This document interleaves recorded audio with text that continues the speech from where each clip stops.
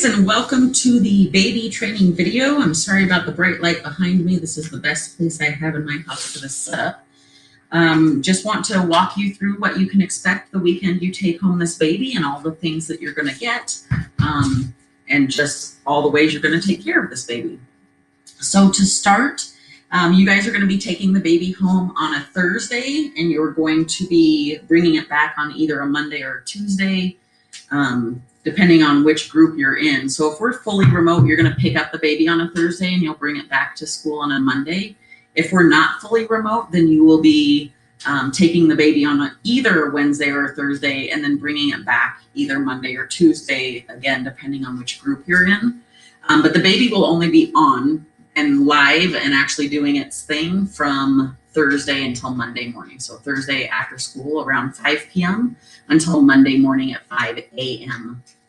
And so you will have that baby for Thursday night, for Friday night. The baby will turn off on Friday for school, and then you will have the baby all day Saturday, Saturday night, all day Sunday and Sunday night, and part of Monday morning. And you can expect to miss out on some sleep because the baby is programmed after a real newborn schedule. And so I run these babies, I program these babies to be on what we call medium all of the time. And medium really just means that you're going to get some nights that are considered easy nights and some nights that are considered hard nights. And medium just sort of randomizes which nights are easy and which nights are hard. On a hard night, you might wake up 3 times, possibly more. I'm sorry about my dog. And on an easy night, you're going to wake up maybe only 1 or 2 times.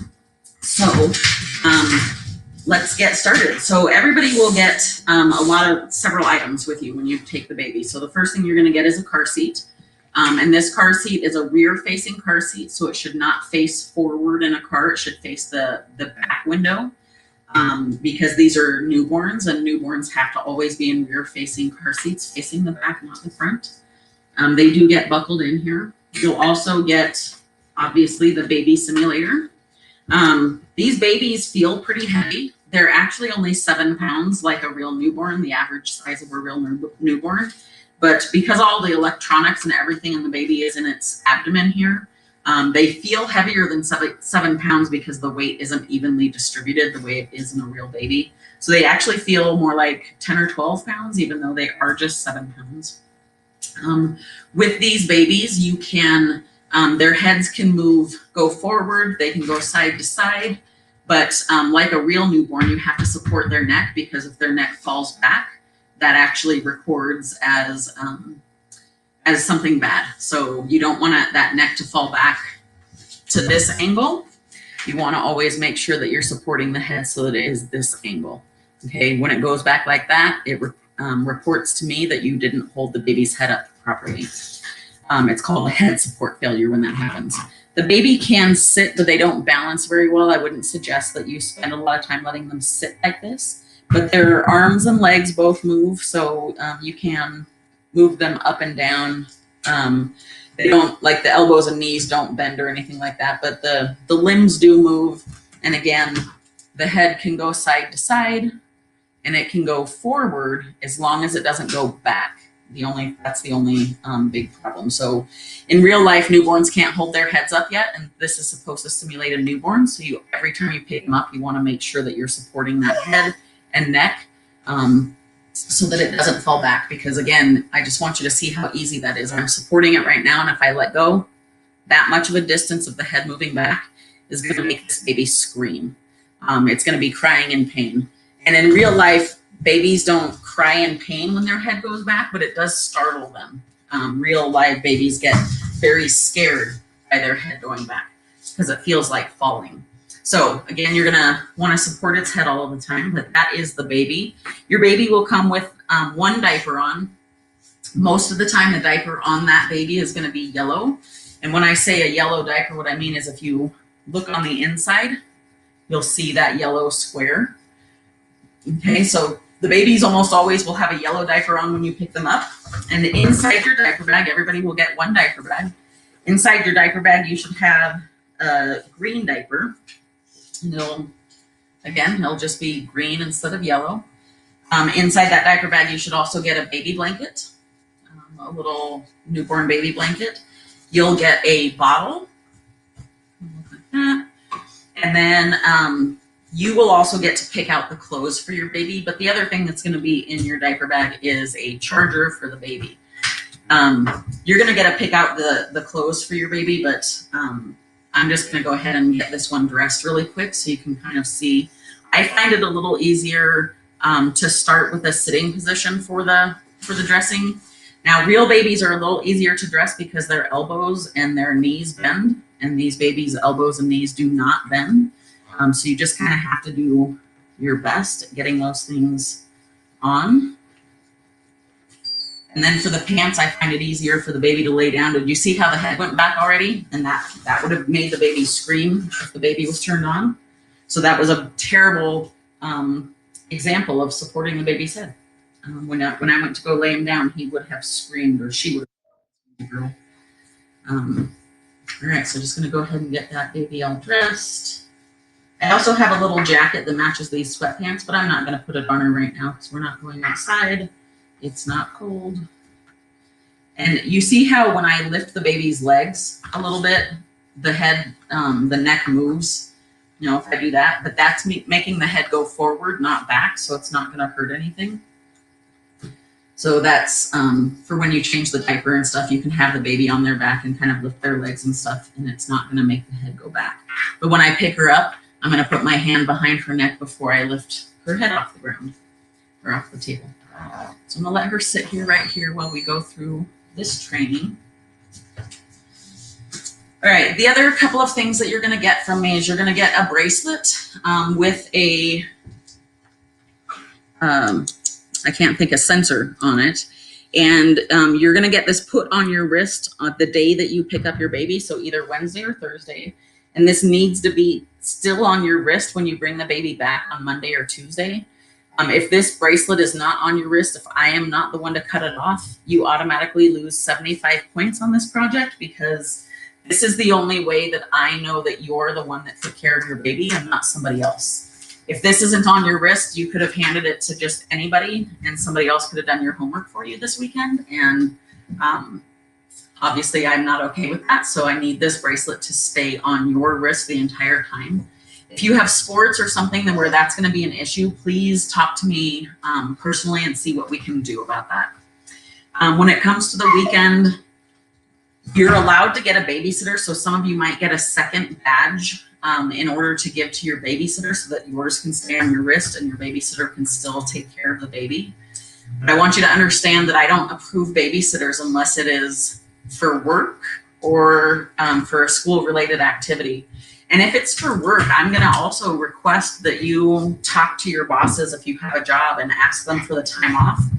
I'm letting you choose which weekend you take these babies, so I would really appreciate it if you would choose a weekend that you don't have a lot of other things going on. I don't approve babysitters for things like birthday parties or weddings or funerals or anything where either a real parent wouldn't be able to go, like a birthday party maybe, or they would either have to take the baby with them or something. But I don't do babysitters for that kind of thing. I will only approve babysitters for work or school related things. And if your babysitter is going to be spending more than 8 hours, if it's like 8 to 10 hours or more with your baby during that time, then I won't approve that. If somebody else is taking care of your baby for that many hours on the weekend, then somebody else is doing your homework for you. And that's not okay with me. So if you have any scheduled issues or don't have a weekend where you're going to be able to do that, then I would suggest you do one of the other options instead of taking the baby home. So you'll get the bracelet and everything that's in the diaper bag. Along with the baby, you're also going to get 2 packets. And so the first packet is called the homework packet. And in the packet, it's some pretty simple stuff where the first page is an interview where you're going to interview your parents. There's 2 blanks at the bottom, number 9 and 10 are empty, and I want you to write your own questions that you can ask your parents. I want this paper to be in your handwriting because I want you to actually interview them and not just hand this piece of paper to them and have them write the answers. The next page just is about values. The page after that is about goals. So those should be fairly simple since we've already covered that stuff. And then the final page in this packet is called red light, green light.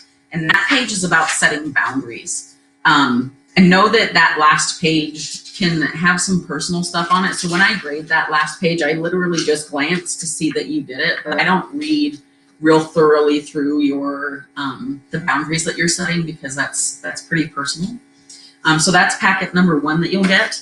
Packet number 2 that you're going to get is called the baby paperwork packet. And in this packet, there's the first couple of pages are some like what you can expect and some information about the baby. So if you forget any of the stuff from this video, you can go back through and read about how to take care of this baby. And I'm going to ask that you read through that paper and fill out this readiness quiz. And the answers for this readiness quiz are on the couple of pages before that have all the info. The page after that is a contract, and you're just going to read through each one of these things. You're going to check mark and then sign at the bottom. And basically this contract is you agreeing to treat this robotic doll like it's a real child for the weekend. That you'll take care of it, that you won't harm it, that you're going to do your best to make sure no harm comes to it from anybody else and that kind of thing. The next page is the birth certificate, and you're going to fill this out. You're going to name your baby. Please give your baby a real name, something that you would actually name a child, not something that's going to get made fun of as they grow up. Please use only your last name unless you have permission from the person whose last name you are using. And I guess on that one, I'm talking more to girls than guys. Don't use your boyfriend or your crush's last name unless they are aware that you're using their last name. You're going to fill in the weight of your newborn and the length of your newborn. So the average baby weighs between 5 to 8 pounds, and babies are very rarely like just straight pounds. There's usually some number of ounces as well. So there's anywhere between 1 to 15 ounces. So you could be like 5 pounds, 10 ounces, or 6 pounds, 2 ounces, but somewhere between 5 pounds and 8 pounds, and add however many ounces to that weight of the child. And then the average length of a baby, a newborn, is going to be anywhere between 17 and 21 inches. So you can put anywhere between 17 and 21 inches on that birth certificate. The page after that is going to be a page where I want you to go to the store and I want you to get prices for baby things. So this is going to be the cost of a baby in a month. So the first thing on here is actually childcare, and you're not going to find that at the store. You're going to have to look that up online. And I'm looking for how much it would cost to put a newborn baby into childcare for 1 month. So the cost for 1 month. Some of the things on here you need to see, like over here it says bibs, in parentheses it says 7, because I want you to find out the cost of 7 bibs, not just 1. So anywhere where you see numbers in parentheses, you need to find the cost of that many of those things. So with baby outfits, you need to find 15 outfits. You need to find the price of 5 packages of diapers, not just 1. And then you're just going to answer these questions down here at the bottom. The next 2 pages of this is going to be the baby care journal, and this is just night by night. You've got day 1, day 2, day 3, and day 4. I want you to just kind of journal and tell me what happened. There are some questions you can answer here, but this is also the place where you can just let me know if anything out of the ordinary happened, if you know, you went driving on a dirt road and the baby got bounced around a lot and started screaming, or anything that that might happen over the weekend that seems a little out of the ordinary, you can put in this journal for me. The last page on here is the rubric, so you can see how I'm going to grade you and where the points off will come from. So that is the baby paperwork packet. And both of these packets will be due the Monday or Tuesday that you bring the baby back. So if you bring baby back on a Monday, all this paperwork is due with the baby. If you bring it back on a Tuesday, it's due with the baby. Either way, same amount of time to get that stuff done. So with that being said, let's go into how to actually run the baby. So the baby has 4 kinds of care that it might need you to deal with. Those 4 kinds of care are going to be feeding, rocking, burping, and changing a diaper. And so let me just move this camera.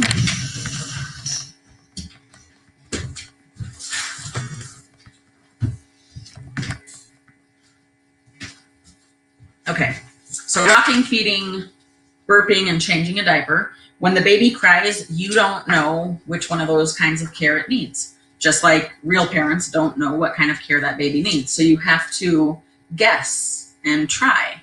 And so one of the things that I would suggest that you write down maybe as some notes to yourself somewhere is that just like in math, there's an order of operations that makes this a lot easier.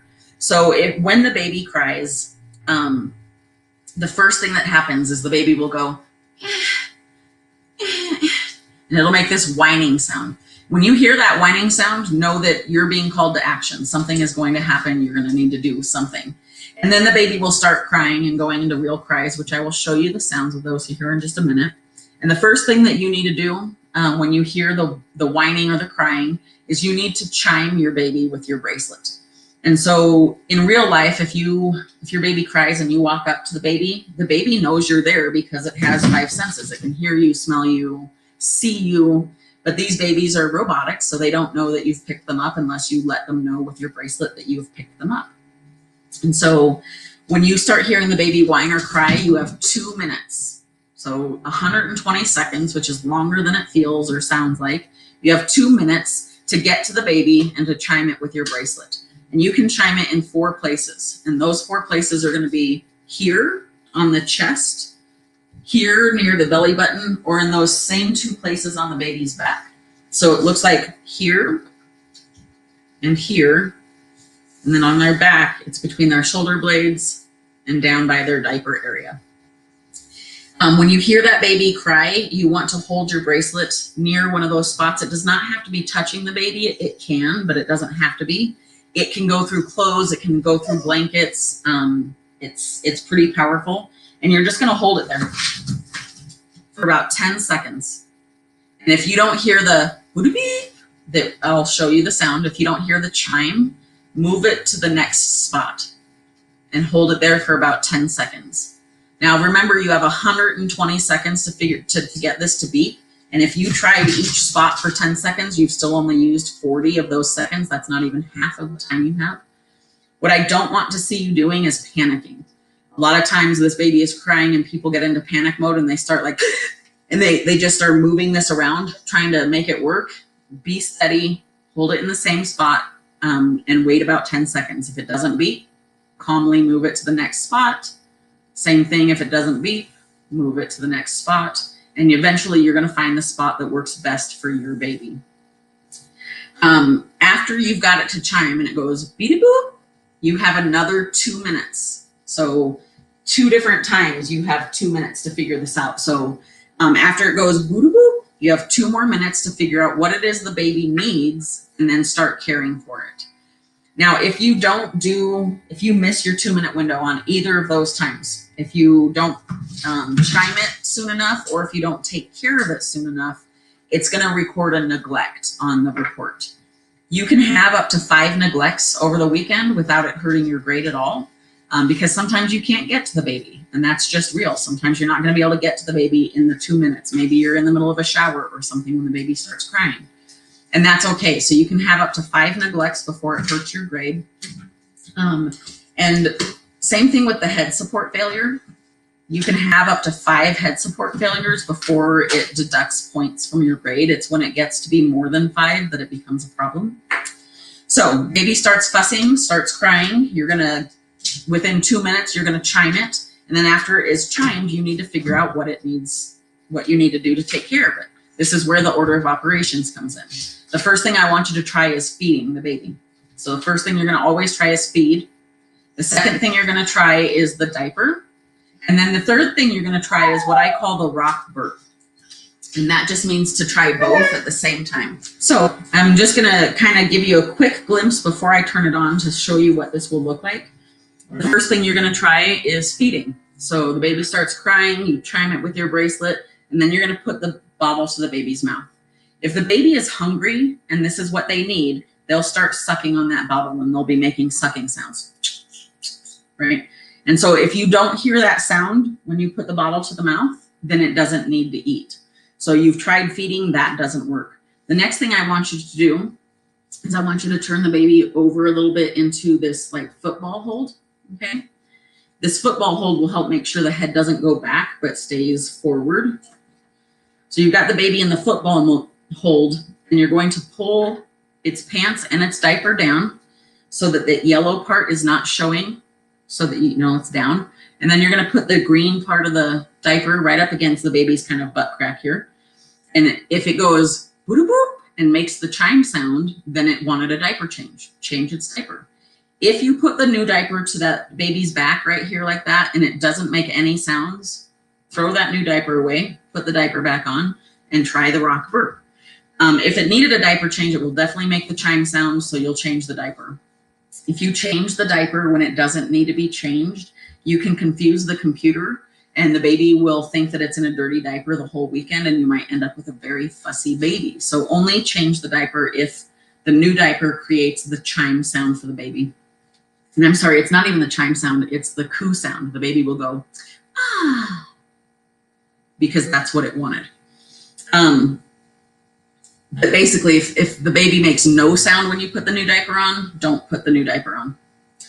The last thing you're going to try is a rock burp. So the baby might need to be rocked, and a rock is just going to be this motion where you physically have to do some decently big movements because the computer inside the baby has to sense motion.